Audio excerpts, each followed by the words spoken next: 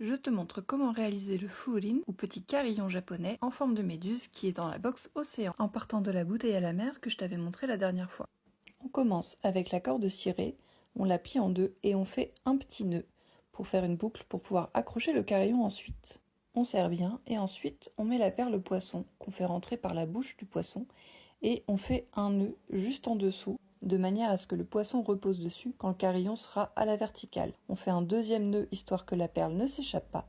Ensuite, on passe la corolle et là, on fait un triple nœud en dessous pour qu'elle ne s'échappe pas. Comme le trou de la corolle est plus grand que celui du poisson, il faut un nœud de plus pour que ça sorte pas. Je vous laisse juger de à quelle hauteur vous voulez mettre chaque élément, donc n'hésitez pas à faire un peu à votre sauce, mais faites attention quand même à la longueur du fil. Et petite astuce, si jamais les nœuds ne sont pas à l'endroit où vous voulez, vous pouvez les défaire un petit peu, les pousser avec votre pouce le long de la corde et les resserrer vraiment au dernier moment, pile à l'endroit que vous voulez. Voilà. Une fois que les deux premiers éléments sont mis, on passe à la petite fleur et là on fait un nœud juste en dessous et un seul suffit. Donc autant les autres éléments, vous pouvez les mettre à peu près à la hauteur que vous voulez. Autant la petite fleur par rapport à la corolle, il faut que quand la corolle bouge, elle tape dans la petite fleur pour faire le tintement. Ensuite, on passe au fil de fer. À l'extrémité d'un des fils de fer, on fait passer la petite goutte et on torsade autour pour bien la bloquer dedans. Ensuite, on enchaîne avec 16 perles sur le même fil de fer. Ce sera les filaments de la méduse. Moi, j'ai choisi de les mettre en random, mais tu peux faire des patterns si tu veux, c'est toi qui choisis. Sachant qu'un fil de fer fait 2 filaments. Ensuite, on refait passer une goutte et on va torsader comme la toute première, mais en faisant bien attention de laisser une marge entre les perles et la goutte. Et on peut venir couper l'excédent au ciseau, ça marche très bien.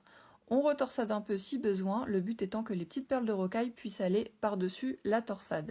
Ensuite, on sépare les perles en deux, donc 8 perles de rocaille de chaque côté, et on va enrouler cet espace entre les perles autour du fil ciré sous le nœud de la fleur, et on répète l'opération avec un deuxième fil de fer, les perles de rocaille et les gouttes. On remonte les fils de fer au maximum collés au nœud sous la fleur, et ensuite on donne une jolie forme qui nous plaît au filament de la méduse. Et la dernière étape, on ajoute le tanzaku, qui est le papier que j'ai préparé exprès. Donc pour ça, tout simplement, on passe l'extrémité du fil dans le trou et on va faire un nœud, puis un deuxième nœud bien serré. N'hésitez pas à tester la solidité parce que le fil ciré a tendance à faire des nœuds un peu lâches. Si vous vous demandez ce qui est écrit sur le papier, c'est écrit Umi no Kaze, qui veut dire le vent de la mer, qui était, je trouve, approprié par rapport au thème de la box et de ce petit carillon. Et voilà, vous avez fini, il ne vous reste plus qu'à l'accrocher au chambranle d'une fenêtre et à l'écouter teinter dans le vent.